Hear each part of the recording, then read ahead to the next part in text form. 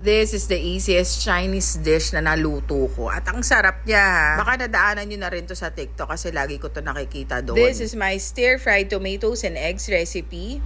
Napakadali lang at feeling ko magugustuhan nyo kasi relate na relate yung panlasang Pinoy dito. Let's begin.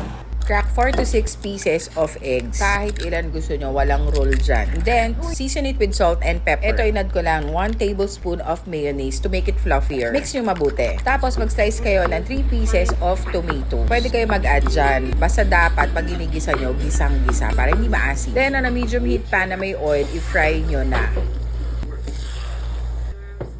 Huwag nyong i-overcook. Ang gusto natin dito, malasado ng konti yung top. Remove nyo yung eggs and on the same pan, higisa nyo na yung tomato sa oil. Add 2 tablespoons of ketchup. This is tomato ketchup. Around 2 tablespoons of oyster sauce and 1/4 cup slurry. That's just water and cornstarch. Mix until lumapot yung sauce. Then ihalo mo na yung eggs. Yung tomatoes para hindi maasim, gisang-gisa siya. Then finish it with sesame oil. Mix nyo lang ng konti, luto na yan. Then top it with leeks. That's optional naman pero mas masarap kung meron. This is another dish that you should try kasi mag-e-enjoy kayong lahat dyan. Lalo na yung mahilig sa itlog. Follow me for more. See you!